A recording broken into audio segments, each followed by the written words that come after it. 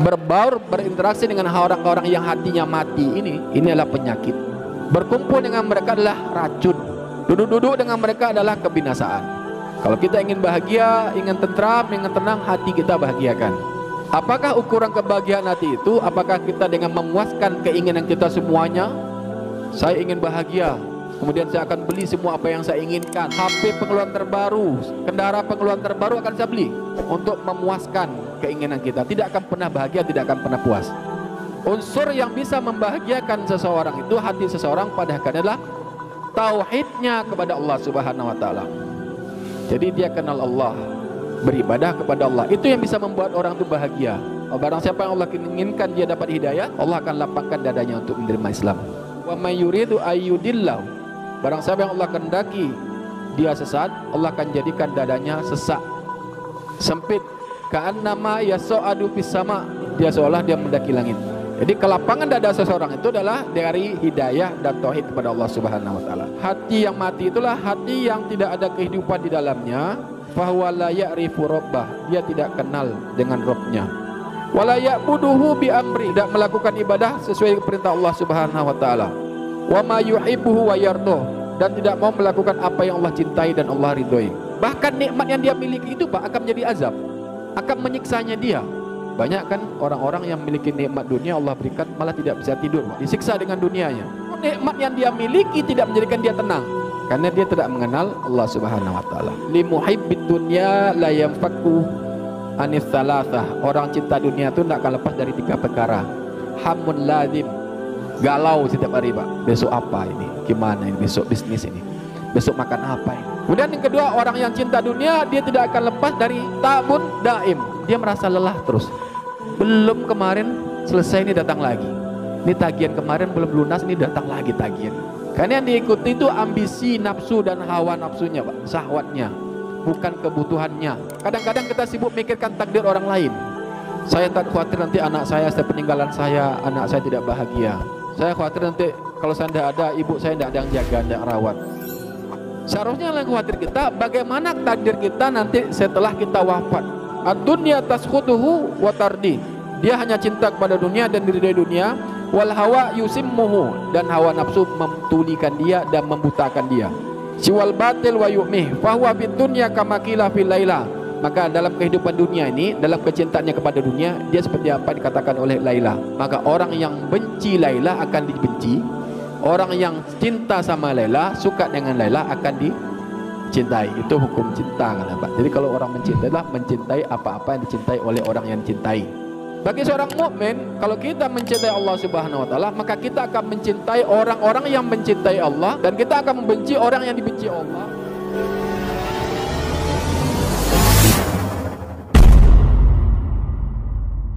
Bentuk bagian dari rasa syukur kita kepada Allah Subhanahu wa taala. Karena nikmat itu tidak cukup hanya sekedar diketahui atau disyukuri, hanya sekedar disyukuri dengan lisan, tapi akan jadi sempurna apabila nikmat tersebut diyakini itu nikmat dari Allah Subhanahu wa taala, disyukur dengan lisan, dan dilakukan bentuk penyukuran kita itu, rasa syukur kita itu kepada Allah dengan ketaatan, sehingga Allah Subhanahu wa taala semakin menambah nikmat itu menjadi sakinah, menambah nikmat itu dipermudahnya untuk senantiasa melakukan kebaikan di jalan Allah Subhanahu wa taala. Hadirin hadirat rahimakumullah, Al-Imam Ibnu Qayyim Al-Jauzi, beliau dalam satu kitab beliau yang berjudul Alamatus Syarhus Sadri, di antara ciri-ciri lapangnya, tanda-tanda lapang legowonya hati itu adalah, di antaranya adalah tauhid, beribadah hanya kepada Allah Subhanahu wa taala, mengesahkan Allah, mengikhlaskan semua amal ibadah kita karena Allah Subhanahu wa taala. Itu di antaranya. Yang kedua, beliau juga memberikan di antara sebab-sebab faktor yang menjadikan hati itu lapang, itu adanya ilmu. Kalau kita bicara masalah ilmu, hadirin hadirat rahimakumullah, kita akan bicara masalah Al-Quran dan hadis. Kita akan bicara masalah dalil. Kalau kita bicara ilmu, kita akan bicara tentang Allah dan Rasulnya. Kita akan bicara tuntunan dan pedoman hidup kita, Al-Quran dan hadis. Jadi di antara tanda-tanda dilapangkannya atau yang menjadikan faktor-faktor yang menjadikan hati seorang itu lapang, karena orang itu memiliki tauhid. Tauhid inilah semuanya, keikhlasannya, inabahnya, ketundukannya, tawakalnya, cintanya hanya kepada Allah Subhanahu wa taala. Asa takutnya hanya kepada Allah. Maka beliau mengangkat satu hadis Rasulullah sallallahu alaihi wasallam, pernah kami bacakan dulu. Kita sampaikan pernah sebelum waktu pertemuan pertama, yaitu Rasulullah sallallahu alaihi wasallam bersabda bahwasanya idza dakhala an-nur al-qalba infasaha wan syaraha. Apabila cahaya itu masuk ke hati, kalau kita bicara hati, Pak, tentu bukan hati yang liver ya, bukan hati hepar, tapi hati itulah yang kita pahami. Konsep hati dalam syar'i itu adalah hati adalah jantung biologi, jantung spiritual yang ada dalam jantung biologis kita. Apabila idza dakhala nur al-qalba, apabila cahaya memasuki hati seseorang, kalbu seseorang, infasaha wan syaraha, hati seorang itu, kalbu seorang itu akan lapang dan luas, legowo kata orang kitanya, lapang dada. Di antara tanda-tandanya adalah, kata para sahabat bertanya kepada Rasulullah, ya Rasulullah, apa tanda-tandanya, ciri-cirinya? Yaitu al-inabatu ila daril khulud, senantiasa aktivitasnya itu kembali kepada Allah, melakukan hal-hal yang diridhoi oleh Allah Subhanahu wa taala dan dicintai oleh Allah Subhanahu wa taala. Gitu Pak, Bu. Jadi orang yang lapang dada senantiasa untuk inabah, kembali kepada Allah Subhanahu wa taala. Terlebih-lebih kita ini tidak tahu, hadirin hadirat rahimakumullah, batas usia kita dari Allah Subhanahu wa taala.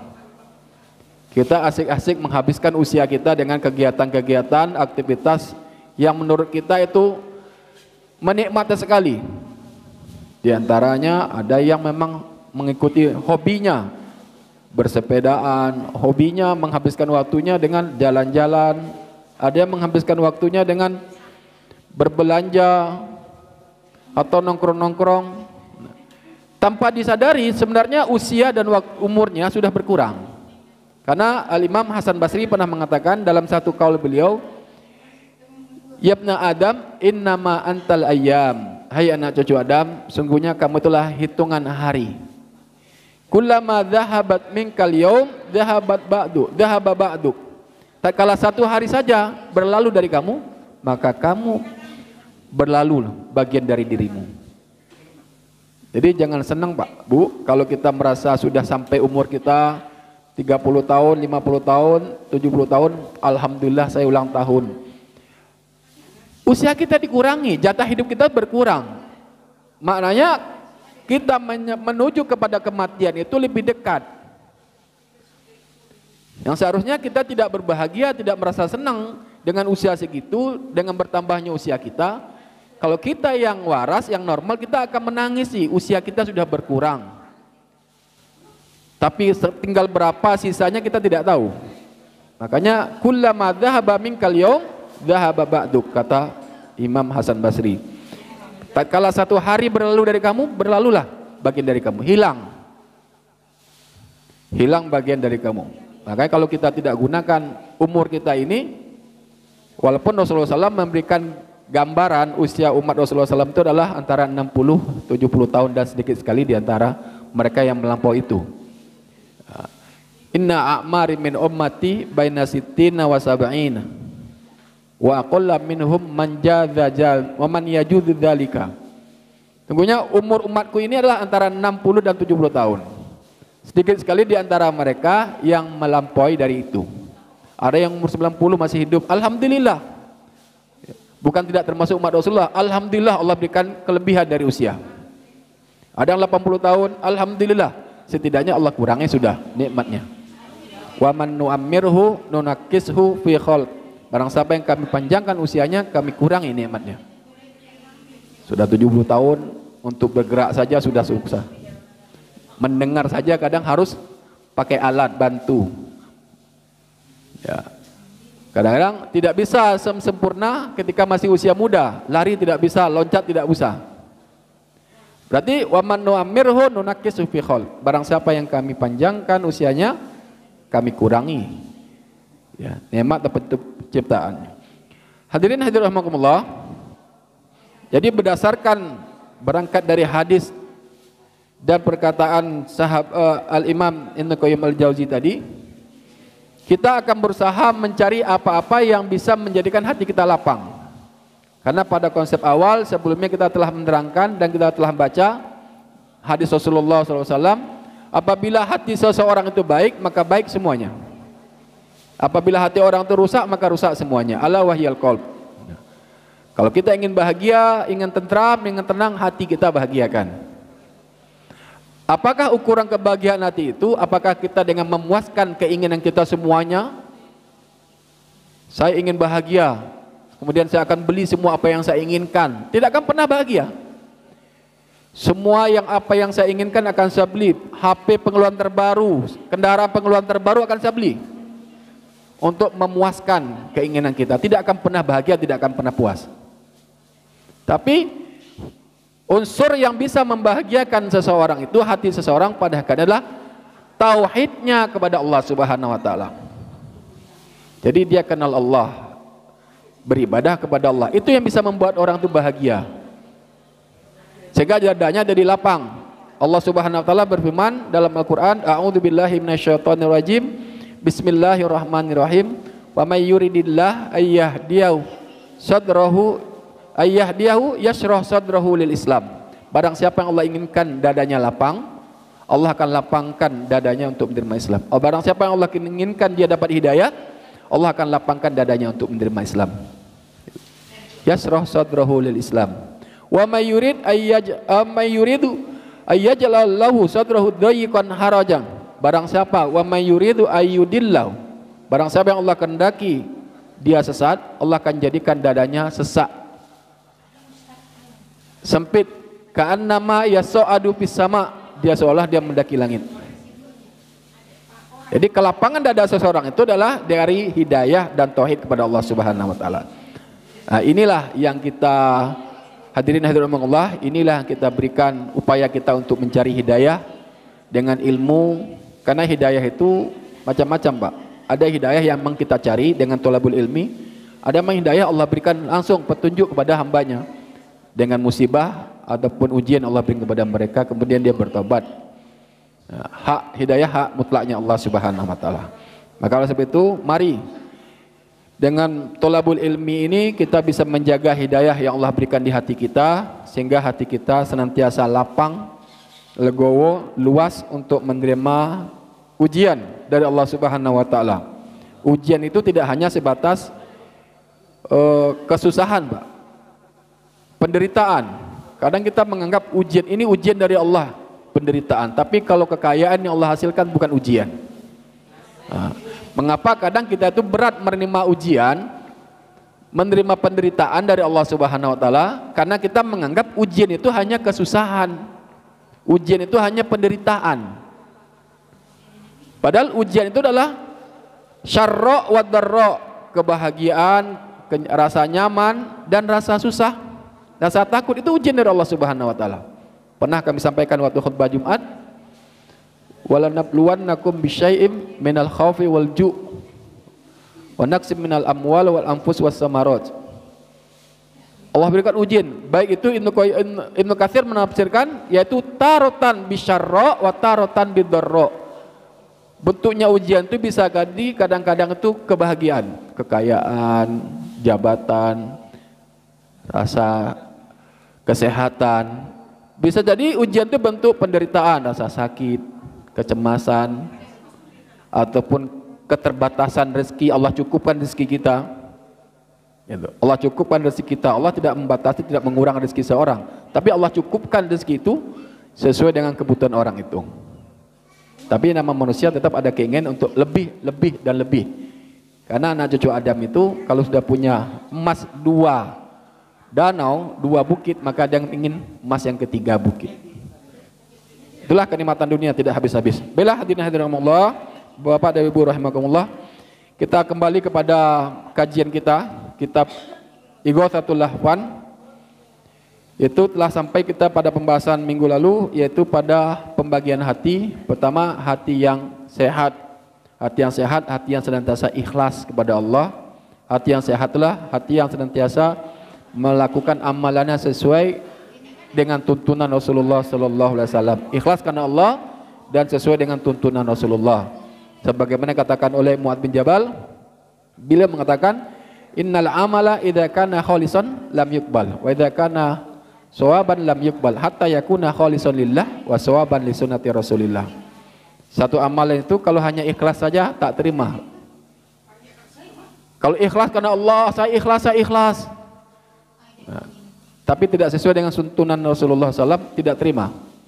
Saya sesuai dengan tuntunan Rasulullah sawaban, sesuai dengan tuntunan Rasulullah SAW, tidak terima sampai betul-betul ikhlas dan sesuai dengan tuntunan Nabi, Pak. Banyak yang orang yang ikhlas untuk mencuri, Pak. Ikhlas untuk korupsi. Tidak ada orang korupsi itu terpaksa. Karena memang mereka menginginkan keikhlasan, menginginkan hal itu sesuai dengan nafsu mereka. Makanya ikhlas karena Allah dan sesuai dengan tuntunan Rasulullah, itu hati yang sehat, itu hati yang senantiasa ikhlas beribadah kepada Allah. Baik, yang kedua, wa qalbu tsani, dan hati yang kedua adalah diddu hadza, kebalikan dari hati yang sehat tadi, yaitu fil qalbil mayyit faslun, bab fil qalbil mayyit, hati yang mati.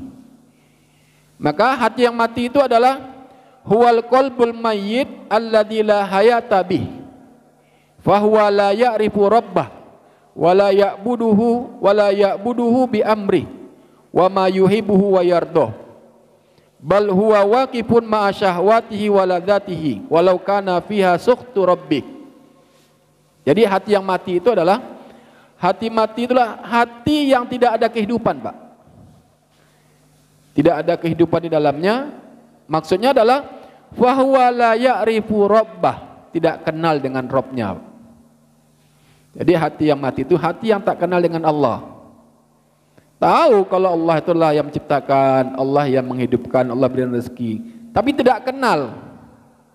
Orang-orang kafir itu bukan tidak yakin dengan Allah menciptakan langit, Allah menciptakan bumi, yakin. Wala in sa'altahum man khalaqas samawati wal arda fasayaquluna Allah. Mereka yakin, mereka tahu, tapi mereka mengingkarinya. Maka hati yang mati itulah hati yang tidak ada kehidupan di dalamnya. Fahuwa la ya'rifu rabbah, dia tidak kenal dengan Rabbnya. Banyak orang-orang yang berpaling dari Allah Subhanahu wa taala, terkadang ketika Allah memberikan dia hidayah, dia lebih baik daripada sebelumnya. Wala ya'buduhu bi amri, tidak beribadah, tidak melakukan ibadah sesuai perintah Allah Subhanahu wa taala. Wa ma yuhibbuhu wa yardah, dan tidak mau melakukan apa yang Allah cintai dan Allah ridhoi. Jadi Al-Imam Ibnu Qayyim dalam kitab lain Fawaidul Fawaid, beliau mengatakan, walau alima abdu kulla syai' walau arafa al-abdu kulla syai' walam ya'rif rabbahu faka'annama lam ya'rif syai'. Kalaupun seorang hamba itu kenal, mengetahui segala macam ilmu, tapi dia tidak mengetahui Allah, tidak kenal Rabbnya, faka'annama la ya'rifu syai', sungguhnya dia tidak tahu apa-apa.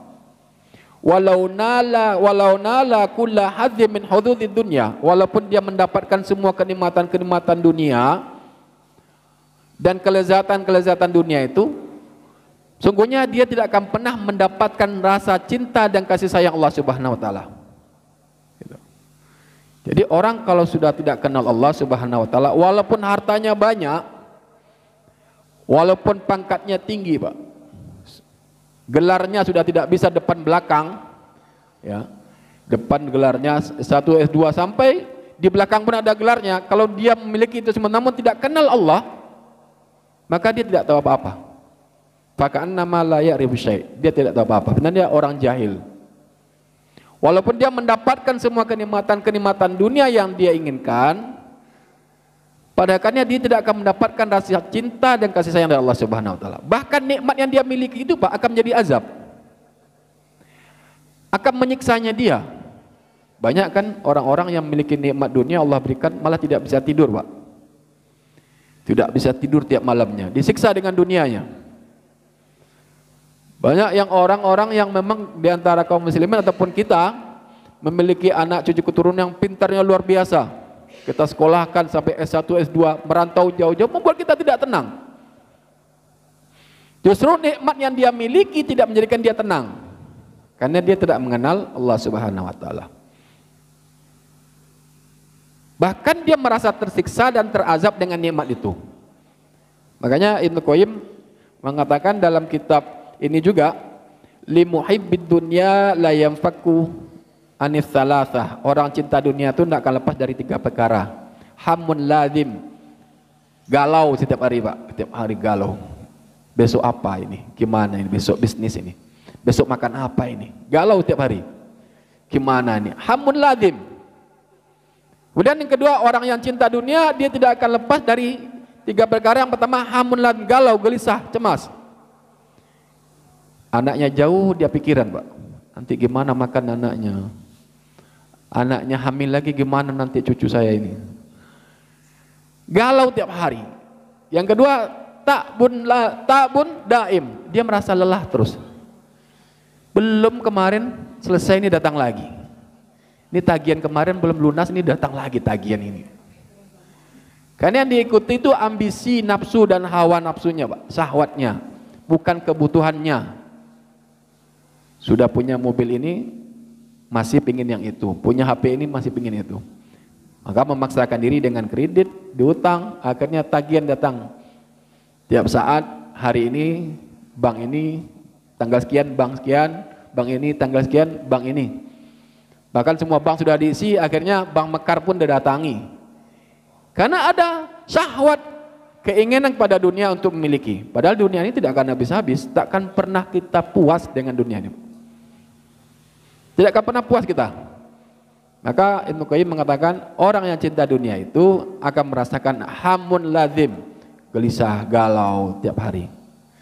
Kelihatan dari raut wajahnya, ini sudah tanggal 10 ini galau sudah. Ini cicilan belum selesai ini.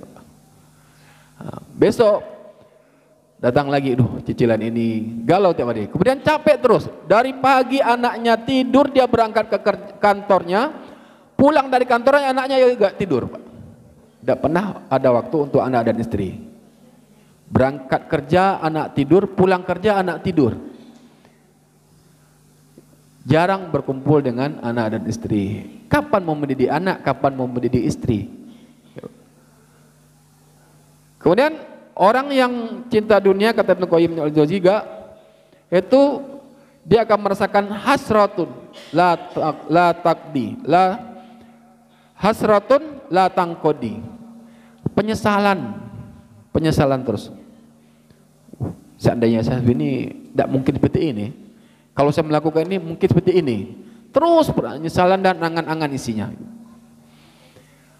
Makanya kalau orang itu tidak kenal Allah Subhanahu wa taala, maka apa yang dia lakukan itu hanya sesuai dengan kebutuhan syahwatnya. Kita bicara syahwat ini bukan berarti bicara masalah kebutuhan biologis itu saja, tidak. Tapi yang dinamakan syahwat di sini adalah semua kecintaan kita yang berkaitan dengan dunia. Duyina linnasi hubbus syahwati minan nisa wal banin wal qanatir muqantarati wadh dhahabat wa fiddah wal khail. Banyak isinya kecintaan dunia itulah syahwat.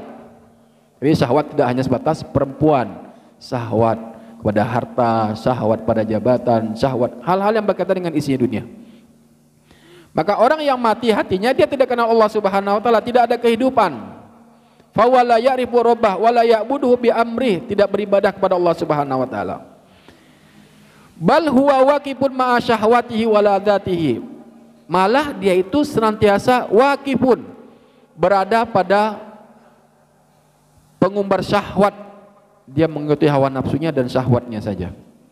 Walau kana fiha sukhtu rabbi wa ghadbi, walaupun apa yang dia lakukan itu tidak diridhoi oleh Allah Subhanahu wa taala, ya, tidak diridhoi dan dimurkai oleh Allah Subhanahu wa taala, bahwa la yubali, dia tak peduli, Pak. Ini orangnya hatinya mati, Pak. Ini dosa, wah, dosa-dosa dikit enggak apa-apa. Ini haram, riba-riba dikit enggak apa-apa. Jadi dia tidak peduli dengan larang Allah Subhanahu wa taala. Idza fadha bi syahwati wa haddi radiya rabbuhu amsakhita fa huwa muta'abbidun li ghairillah. Dia tidak peduli apa itu sesuai dengan apa yang Allah cintai, Allah ridhoi, atau Allah murka dengan apa yang dia lakukan itu. Pokoknya syahwatnya sudah dia lampiaskan, keinginannya sudah didapatkan semuanya. Pokoknya saya ingin punya rumah, punya investasi, so tidak peduli, walaupun dengan cara haram, korupsi, atau mengambil hak orang lain, atau cara berdusta, melakukan hal-hal yang dilarang oleh Allah Subhanahu wa taala, tidak peduli. Pokoknya apa yang saya inginkan harus dapat. Fahuwa muta'abbidun li ghairillah, maka dia itu beribadah kepada selain Allah, dia beribadah kepada hawa nafsunya, Pak. Padahal kalau kita lihat apa yang dimiliki itu, kita tahu kan dari hadis Rasulullah SAW itu, manusia itu tidak akan ada yang dibawa kecuali satu, amal solehnya. Dalam satu hadis Rasulullah SAW pernah kami bacakan, tatba'u janazah salasah, 3 perkara yang mengantarkan jenazah. Mengantarkan adalah satu, maluhu wa ahluhu wa amaluhu. Yang mengantarkan orang itu jenazah itu nanti adalah hartanya, mobil Pajero, mobil Fortuner atau mobil Alphardnya itu ikut mengantarkan ke pemakaman. Keluarganya menangis dengan pakaian hitamnya, ya, mikulnya. Tidak mungkin keluarga mau ikut tidur di kuburan, Pak. Yang ketiga, amalnya. Wa yabqa wahidah fayarji asnani, 2 akan pulang, harta pulang, ya, mobil pulang, kendaraan pulang, istri anak akan pulang. Wa yabqa wahidah, tinggal 1, amal kita. Makanya kalau kita tidak berbanyak amal, maka tidak ada yang bisa menemani kita nanti dalam kubur, Pak. Jadi secita-cita apapun seseorang itu pada pasangannya, dia tidak akan mau ikut mati, Pak. Suaminya cinta sama istrinya, istrinya meninggal, dia ikut mati juga tidak mungkin. Dia ikut dikubur juga akan mungkin mau. Kadang-kadang istri masih sakit sudah nikah lagi, Pak. Apalagi ikut mati, tidak mungkin. Karena manusia itu pada hakikatnya demikian. Nah, makanya kita harus menyadar itu pada diri kita, mengingatkan pada diri kita, setidaknya yang kita bawa itu hanya amalan kita. Amalan kita di alam kubur, dan hidup di alam kubur itu lebih lama daripada hidup kita di dunia ini. Di dunia 60 tahun, 70 tahun. Di alam kubur sampai sekarang, Imam Nawawi, Pak, itu masih di alam kubur. Imam Syafi'i masih di alam kubur. Hidup mereka di alam kubur lebih lama daripada kita hidup di dunia. Usia beliau, Imam Nawawi umur usianya palinglah 42 tahun. Imam Syafi'i usia tidak sampai dari 60 tahun. Tapi di alam kubur, di alam barzah sampai sekarang masih ada. Berarti lebih lama mana dunia kita hidup dengan alam barzah yang kita akan masuki, Pak. Tentu lama alam barzah. Dan alam akhirat lebih lama lagi. Nah, maka dengan ini setidaknya berikan motivasi bagi kita untuk senantiasa menjaga amal kita karena Allah Subhanahu wa taala. Jadi walau kana fiha suktu rabbihi wa ghadbihi, walaupun itu apa yang dia lakukan itu Allah murka, Allah tidak suka, wala yubali, dia tidak peduli. Karena fahuwa muta'abbidun li ghairillah, karena dia beribadah untuk selain Allah. Hubban wa khaufan, takutnya, pengharapannya, kecintaannya hanya kepada selain Allah. Jadi suatu saat ada pernah datang pada kami dari kota Pamekasan seorang ustadzah, datang tidak bisa tidur, keluhannya tidak bisa tidur siang hari siang malam selama 2 bulan. Yang ada hanya kecemasan dengan penyakit atau kecemasan dengan masa depan anaknya. Punya anak 3, yang kemarin sakit baru sembuh 1 minggu, sakit lagi anak yang kedua. Kemudian anak bersembuh 1 bulan, anak ketiga sakit lagi. Kemudian ibunya sakit lagi. Jadi kecemasannya luar biasa, sehingga kekhawatiran itu datang kalau dia tidak bisa maksimal untuk menghadapi masa depan anaknya. Khawatir dia tidak bisa bertemu, tidak bisa melatini anaknya nanti untuk masa depannya, sehingga tidak bisa tidur. Pikirkan demikian. Maka ketika datang kepada kita, kemudian kita berikan masalah tauhid, bahwa tidak ada yang pantas untuk dicintai, dan kita berikan rasa takut kita, kecuali kita takut dan berharap hanya kepada Allah. Kadang-kadang kita itu sibuk memikirkan takdir kita, Pak. Kadang-kadang kita sibuk memikirkan takdir orang lain. Sementara kita sendiri belum tentu bisa mengatur atau mengetahui takdir kita. Contohnya, saya tak khawatir nanti anak saya setelah peninggalan saya, anak saya tidak bahagia. Saya khawatir nanti kalau saya tidak ada, ibu saya tidak ada yang jaga, tidak rawat. Seharusnya yang khawatir kita, bagaimana takdir kita nanti setelah kita wafat. Kita hanya percaya kepada Allah, saya takdir saya ditentukan oleh Allah, sakit saya ini takdir dari Allah. Tapi kita tidak yakin kalau Allah yang mengatur takdir anak kita, Allah mengatur takdir orang tua kita, Allah yang mengatur takdir suami kita, pasangan kita, Allah. Jadi Allah tidak hanya mengatur takdir kita, saya yakin ini takdir dari Allah, tapi masih ragu dengan masa depan anak, masa depan orang tua kita kalau kita meninggal lebih awal. Berarti kita meyakini bahwa Allah hanya mengatur takdir kita, dan kita berburuk sangka bahwa Allah tidak mengatur takdir mereka. Padahal Allah mengatur takdir semua makhluk. Semua makhluk itu Allah yang mengatur takdir, Pak. Belum tentu dengan tidak adanya kita, anak-anak kita sengsara, bahkan lebih bahagia daripada kita, adanya kita. Ini yang harus kita yakinkan pada hati kita. Jadi kalau kecintaan kepada selain Allah Subhanahu wa taala, rasa takutnya, pengharapannya, ridhonya dan kemurkaannya, serta pengagungannya, kehinaannya, itu hanya kepada selain Allah, Pak. Ini orang hati yang mati. Jadi hatinya mati. In ahaba li hawa, kalau dia suka cinta sama orang karena hawa nafsu saja. Orang yang cinta karena hawa nafsu ini, Pak, bukan karena Allah. Jadi ketika dia tidak direspon cintanya, dia marah, kecewa. Orang yang cinta seseorang itu karena hartanya atau karena kebaikannya, ketika dia itu tidak mendapatkan balasan kebaikan dari orang yang dia perlakukan dengan baik, maka dia kecewa.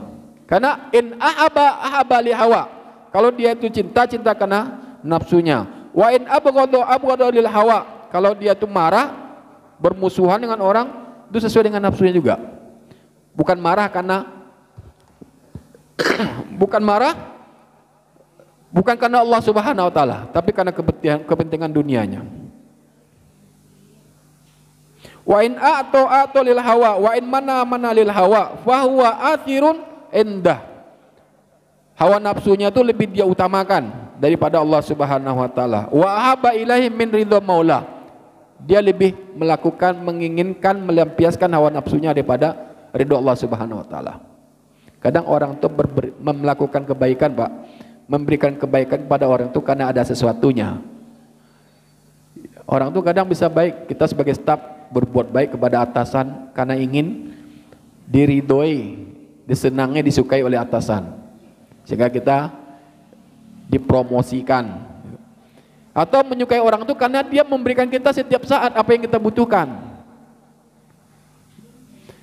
Jadi dia mencintai itu karena memang hawa nafsunya, karena dia mencintai itu karena nafsunya, karena dunianya. Wa in atau li hawa. Bahkan dia lebih mencintai hawa nafsu daripada Allah Subhanahu wa taala. Maka Ibnu Qayyim mengatakan fal hawa imamuhu, hawa nafsu itu pemimpinnya. Semuanya kan hawa nafsu.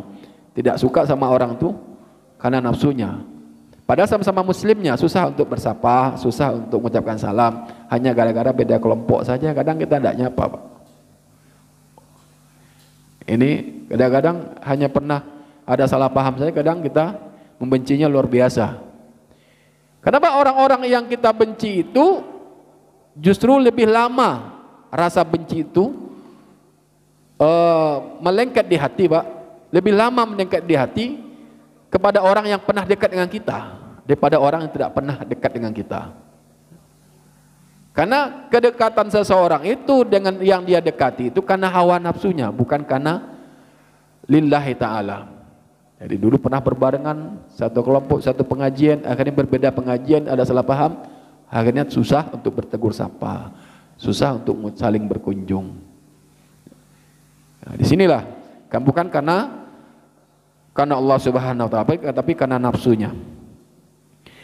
Kemudian wasyahwatu qaidu, hawa nafsunya sebagai pemimpin. Wal jahlu saiku, kebodohannya merupakan supirnya atau pengendalinya. Wal ghaflatu markabu, dan kebodohannya, kelalaian itu adalah kendaraannya. Kelalaian adalah kendaraannya. Fahuwal bil kufri fi tahsilil aghradihi dunyawiyah ma'murun. Dia dengan kekufurannya dalam mengikuti hawa nafsunya, dia itu berambisi sekali untuk mencapai dunia. Bil kufri fi tahsil, dia itu kufur kepada Allah Subhanahu wa taala, bahkan sampai ingkar kepada Allah hanya gara-gara mengikuti kebutuhan dunianya, Pak. Ini banyak terjadi di masyarakat hanya gara-gara takut tidak dinaikkan ataupun takut tidak terima, bahkan sampai meninggalkan sholat, sampai membuka hijabnya, jilbabnya, sampai rela kalau masuk perusahaan ini tidak boleh berjilbab, masuk ini tidak boleh sholat, bahkan hanya untuk kepentingan dunia itu dia meninggalkan perintah Allah dan Rasulnya. Jadi dia itu mengikuti ambisinya. Wasakratul hawa wa hubbul ajilah mahmur, dia mengikuti, terlena dengan hawa nafsunya dan mencintai kehidupan dunia, mabuk dengan kehidupan dunia, sehingga yunada ilallahi wa ila daril akhirah mim makanim ba'id, sehingga dia itu seperti dipanggil kepada Allah dan kepada negeri akhirat seolah dari tempat yang jauh. Maknanya padahal ini Al-Quran, pengajian dekat dengan rumahnya, masjid dekat dengan rumahnya, tapi dia tidak pernah ke masjid, tidak pernah ke pengajian, seolah tidak kedengaran. Yunada min makanin ba'id, seolah dipanggil dari tempat yang jauh, tak paham kalau itu ada pengajian, itu ada majelis ilmu, itu ada sholat jamaah, sholat Jumat, karena hatinya yang jauh dari Allah Subhanahu wa taala. Sehingga hati yang jauh itu akan membuat seorang itu jauh dari hidayah Allah Subhanahu wa taala. Jauh dari Allah, maka akan jauh dari hidayah Allah Subhanahu wa taala. Kadang kita mendapatkan satu pertanyaan yang terlintas di pikiran kita, Pak. Kenapa sih orang-orang yang marah itu, kalau marah itu dia mesti berteriak, Pak? Padahal dekat ini. Saya dengan Pak Jailani dekat. Marah itu harus berteriak. Karena hatinya itu dipenuhi dengan syahwat sehingga jauh dari Allah Subhanahu wa taala. Jadi untuk menyampaikan keinginannya, orang marah itu harus berteriak, Pak. Berteriak dengan nada yang keras karena hatinya jauh. Hati satu dengan hati satunya jauh. Karena terhalangi dengan jarak syahwat, emosi, syahwat, kemarahan. Demikian juga orang-orang yang mengingkari Allah Subhanahu wa taala, sibuk dengan dunianya, berambisi dengan dunianya, hatinya jauh dari Allah Subhanahu wa taala. Jadi walaupun ada pengajian, ada sholat Jumat, ada masjid dekat rumahnya, majelis ilmu dekat rumahnya, ya, itu tidak terdengar. Maksudnya tidak terbesit hatinya untuk melangkah ke majelis ilmu, merasa jauh. Kemudian fala yastajibu linnasih, dan dia tidak mendengarkan nasihat orang yang menasihati. Dinasihati malah katanya menggurui. Wa yattabi kulla syaitanin marid, dan dia mengikuti setan, hawa nafsunya yang dimurkai oleh Allah Subhanahu wa taala. Ad-dunya taskhutuhu wa tardi, dia hanya cinta kepada dunia dan diridai dunia. Wal hawa yusimmuhu, dan hawa nafsu memtulikan dia dan membutakan dia. Siwal batil wa yu'mih fahuwa fid dunya kama qila fil laila, maka dalam kehidupan dunia ini, dalam kecintaannya kepada dunia, dia seperti apa dikatakan oleh Laila. Orang yang cinta kepada Laila itu, Pak, jadi kalau orang itu kalau cinta pada Laila, maka orang yang benci Laila akan dibenci, Orang yang cinta sama Laila, suka dengan Laila akan dicintai. Itu hukum cinta kata Pak. Jadi kalau orang mencintai adalah mencintai apa-apa yang dicintai oleh orang yang dicintai. Maka aduun liman adat wasalimun li ahliha wa man qarabat Laila ahabba wa quruba. Maka orang yang mencintai Laila, orang mencintai seorang gadis, dia akan menjadi musuh bagi orang yang memusuhi gadis itu. Dia akan menyintai orang yang menyintai gadisnya itu. Dan barang siapa yang dekat dengan gadis itu, maka dia akan menjadi orang yang dekat. Contohnya saja di jabatan, orang dekat dengan bupati itu berarti orang yang cinta dengan bupati. Dia mencintai orang-orang yang dicintai oleh bupati, Pak. Supaya dapat dunianya, supaya dapat penilaiannya. Bagi seorang mukmin, kalau kita mencintai Allah Subhanahu wa taala, maka kita akan mencintai orang-orang yang mencintai Allah dan Allah mencintai orang itu. Dan kita akan membenci orang yang dibenci Allah oleh Allah dan membenci orang-orang yang Allah benci. Itu rukun dari cinta, Pak. Jadi cinta itu mesti akan menjadi mencintai apa-apa yang dicintai oleh orang yang dia cintai. Mudah-mudahan dengan satu tema ini membuka wawasan kita, membuka hati kita untuk senantiasa menjaga hidayah dari Allah Subhanahu wa taala, melakukan hidayah, melakukan ibadah karena Allah Subhanahu wa taala, dan Allah menghindarkan kita dari penyakit hati ini, Pak. Maka Ibnu Qayyim mengatakan, famukhalatun sahibu hadzal qalb sakmun wa mu'asyaratuhu summun wa mujalasatuhu halakun. Dan berbaur, berinteraksi dengan orang-orang yang hatinya mati ini adalah penyakit. Berkumpul dengan mereka adalah racun. Duduk-duduk dengan mereka adalah kebinasaan. Jadi kalau mau cari teman, cari yang baik dinnya, Pak. Kalau teman itu suka rusak ibu dunia, maka dia akan cinta dunia. Kalau mau ingin baik, cari teman-teman yang suka ke pengajian, suka yang baik, suka ilmu, suka Al-Quran. Tapi kalau temannya suka orang-orang yang senang shopping, dia akan shopping juga. Senang berpetualang, dia akan berpetualang. Tapi temannya senang pengajian, majelis ilmu, maka dia akan ikut orang-orang bermajelis ilmu, Pak. Maka orang yang bergaul dengan orang yang cinta dunia itu akan jadi penyakit, akan jadi racun, akan jadi kebinasaan bagi hati seseorang itu. Mudah-mudahan Allah, nasallallahu alaihi, kita minta kepada Allah Subhanahu wa taala, mudah Allah berikan kita kesehatan, hidayah dan istiqomah di akhirat kita ini. Wabillahi taufiq. Assalamualaikum warahmatullahi wabarakatuh.